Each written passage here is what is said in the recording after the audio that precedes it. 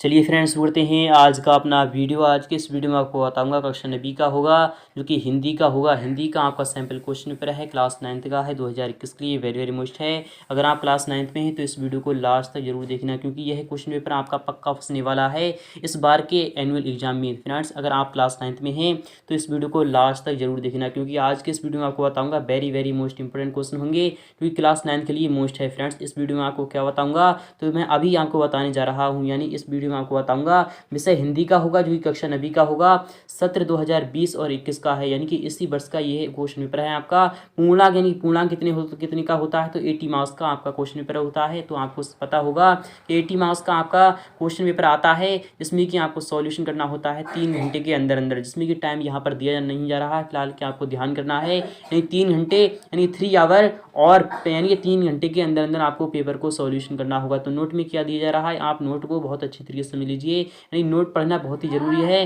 तो पहला वाला है, यानी पहले वाले में क्या कह रहा है आपसे कि सही प्रश्न हल करना अनिवार्य है, यानी कि ऑल क्वेश्चंस आर कंपलसरी, सभी क्वेश्चन के जवाब देना लाजमी है, यानी कि आपको जितने भी क्वेश्चन दिए जाएंगे आपको सभी को ही पढ़ना होगा। सेकंड वाला है, प्रत्येक प्रश्न के लिए आवंटित अंक उनके सम्मुख अंकित हैं, यानी कि क्वेश्चन कितने अंक का है आपके सामने कुछ इस प्रकार से यहाँ पर दिया जाएगा।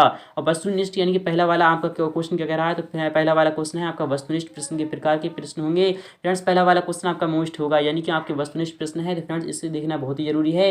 यह आपका 5 अंक का होगा, यानी एक क्वेश्चन का जवाब देने पर आपको 1 अंक मिल जाएगा। तो पहला वाला आपका है वस्तुनिष्ठ प्रश्न है, तो फ्रेंड्स पहला वाला क्वेश्चन है आपके सामने है, मोस्ट है।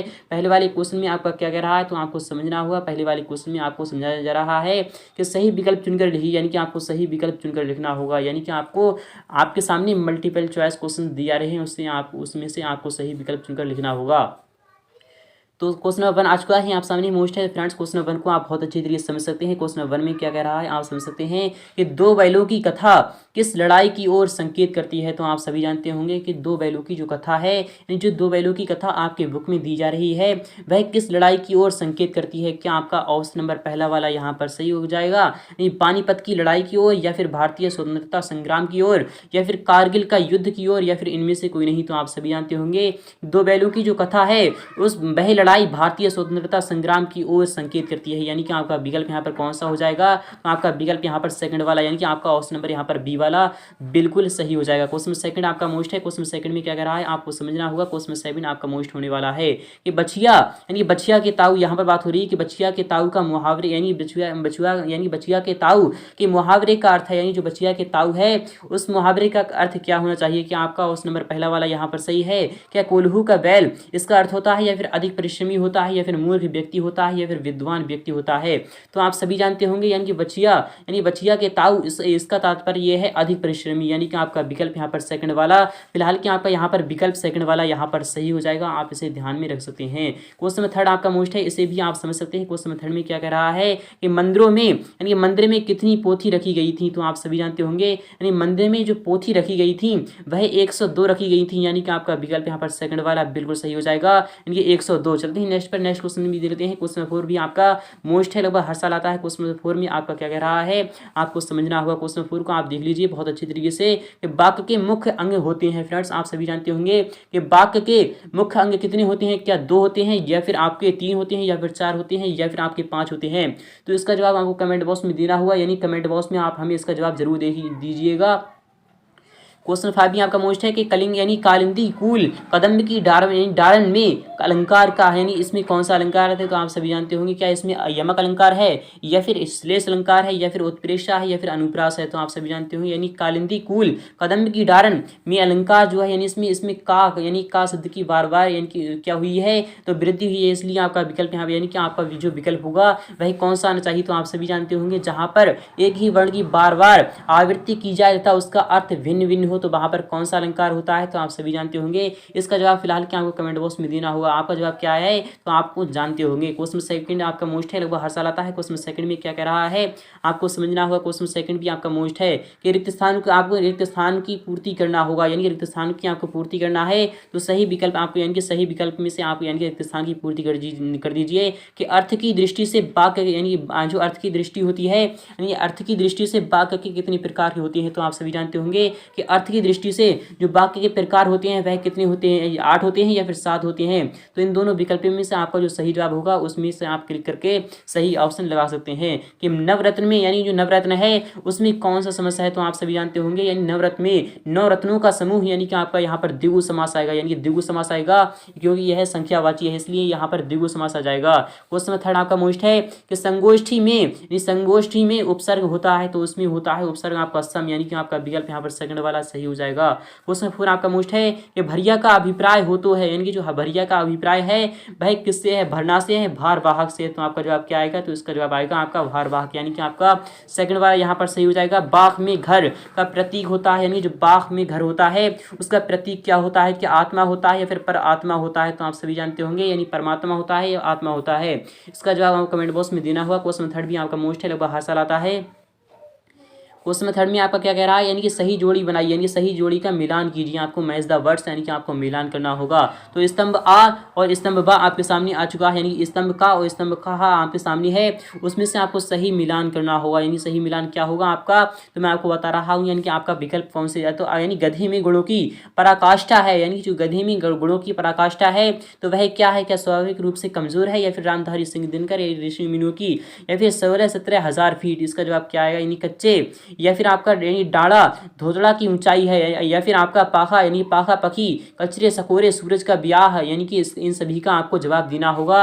यह क्वेश्चन आपका मोस्ट है, हर साल आता है, इसे आप अच्छी तरीके से कर सकते हैं क्योंकि यह क्वेश्चन आपका मोस्ट है। अगर आप चाहते हैं इसका फुल सॉल्यूशन तो मैं आपको बताऊंगा, इसका फुल सॉल्यूशन नेक्स्ट वीडियो में फिलहाल सकते हैं। क्वेश्चन 4 भी दे लेते हैं। क्वेश्चन 4 भी आपका मोस्ट है, लगभग हर साल आता है। क्वेश्चन 4 में क्या कह रहा है आपको समझना होगा, यानी क्वेश्चन 4 को आप अच्छी तरीके से देख लीजिए क्वेश्चन 4 में क्या कहना चाहता है। तो फ्रेंड्स देख लेते हैं यानी क्वेश्चन में क्या कहना चाहता है, फ्रेंड्स देख लेते हैं। तो पहला वाला यानी कि जो आप आ चुका है आपके सामने है, मोस्ट है, तो देख लेते हैं इसे, यानी कि इसे देख लेते हैं बहुत अच्छी तरीके से देख लीजिए। क्वेश्चन 4 में क्या कह रहा है आपसे, क्वेश्चन 4 आपका मोस्ट है। क्वेश्चन 4 में आप कह रहा है एक वाक्य में आपको उत्तर देना होगा, यानी एक वाक्य में आपको आंसर देना होगा। क्वेश्चन 4 का पहला वाला क्वेश्चन है आपका मोस्ट है कि मूर्पति यानी कि मूर्ति मधुर मनोहर देखी भयु विदेह विदेह विशेखी में कौन सा अलंकार है। तो आप सभी जानते होंगे इसमें एक ही शब्द की बार बार आवृत्ति हुई है, यानी कि इसमें जो अलंकार होगा आपका यहाँ पर आपका विदेह यानी कि विदेह विदेह है। तो आप यहाँ पर देख लीजिए यानी कि मूर्ति मधुर, यहाँ पर तो आपका यमक अलंकार हो जाएगा, पर यानी कि यहाँ पर तो आपका विदेह विदेह मीन्स तो आपका यमक अलंकार हो जाएगा, वट मूर्ति मधुर यहाँ पर आपका श्लेष अलंकार होगा। तो आप यहाँ पर लगा सकते हैं। नेक्स्ट क्वेश्चन मिलते हैं। क्वेश्चन 2 भी आपका मोस्ट है। क्वेश्चन 2 में क्या कह रहा है, कोई दो महाकाव्य तथा महाकाव्यकारों के नाम आपको लिखना होगा। मिजबान कहानी किस लोक भाषा में लिखी गई है, आपको जवाब देना होगा। क्वेश्चन 4 आपका मोस्ट है कि कबीर खान पत्थर के रूप में किसका अंश बनना चाहते हैं। तो वह पत्थर के रूप में श्री कृष्ण का यानी कि श्री कृष्ण का रूप बनना चाहते हैं, यानी कि आपका जवाब क्या आएगा। क्वेश्चन 5 है कि निरापद सहिष्णुता का अर्थ स्पष्ट करना है आपको, यानी कि आपको इसका अर्थ बताना होगा। यह क्वेश्चन आपका मोस्ट है, लगभग हर साल आता है, इसलिए आप इसे अच्छी तरीके से कर लीजिए सॉल्व। नेक्स्ट क्वेश्चन है क्वेश्चन 5 आपका मोस्ट है कि कांजी, यहाँ पर बात हो रही है कि कांजी हाउस क्या है, उसमें वन जानवरों का जीवन किसके यानी किसने द्वारा यानी किसने तथा कैसे बचाया था। अथवा वाला क्वेश्चन है कि डाणी क्या है, लिहाजा की ओर पाठ के आधार पर स्पष्ट करना है आपको। प्रेमी और प्रेमी यानी कि प्रेमी को प्रेमी मिले सब विष अमृत होई, काव्यांश में विष और अमृत किसका प्रतीक है। अथवा वाला क्वेश्चन है कि ललद्दद में ईश्वर का वास कहाँ बनाया गया है, वास यानी वाक के आधार पर स्पष्ट करना है। क्वेश्चन 7 आपका मोस्ट है रेखांकित यानी रेखांकित शब्द की आपको जगह एक जैसे अर्थ वाला शब्द लिखकर आपको वाक्य पूरा करना होगा। कल तो फ्रेंड्स क्वेश्चन 7 का अथवा वाला भी क्वेश्चन आ चुका है, आप सामने ही मोस्ट है। यहाँ पर क्या कह रहा है कि दिए गए शब्दों को सही क्रम में आपको यानी कि लगाकर आपको सार्थक वाक्य बनाना होगा।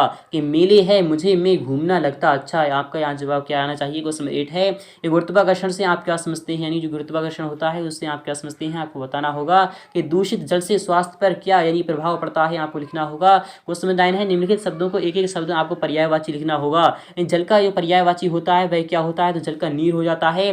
और आपका एक और भी लिख दीजिए, तो बादल क्या होता है, बादल का आपका क्या आएगा, तो बादल का आप कुछ भी लिख सकते हैं, यानी कि बादल का क्या आता है आपको आंसर देना होगा। सूर्य क्या यानी सूर्य का क्या आता है, तो आप लिख सकते हैं। तो हवा के क्या होता है आप इसे लिख सकते हैं। नेक्स्ट क्वेश्चन है तो वाला भी क्वेश्चन आपका मोस्ट है कि निर्देशानुसार वाक्य में आपको परिवर्तन करना होगा।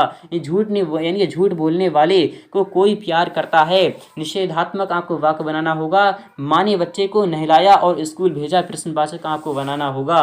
क्वेश्चन 10 आपका मोस्ट है। क्वेश्चन 10 में क्या कह रहा है आपको अच्छी तरीके से समझना होगा। क्वेश्चन नंबर 10 आपका मोस्ट है, लगभग हर साल आता है। क्वेश्चन नंबर 10 को आप अच्छी तरीके से देख सकते हैं कि निम्नलिखित शब्दों में प्रयुक्त मूल शब्द एवं उससे जुड़े उपसर्ग अलग अलग आपको लिखना होगा। यानी उच्चारण यानी कि उत प्लस चारण यानी उत प्लस चारण यानी कि औसत धर्म में क्या आएगा, इस तरीके से आप इसे भी कर सकते हैं। सम प्लस गम यानी संगम। और चिरायु में क्या है, अथवा वाला भी क्वेश्चन आपका मोस्ट है कि निम्नलिखित मूल शब्दों में प्रयुक्त प्रत्यय आपको लिखना होगा। यानी दौड़ाना यानी इसमें ना है यानी कि दौड़ना यानी कि आ इसमें प्रत्यय है आपका।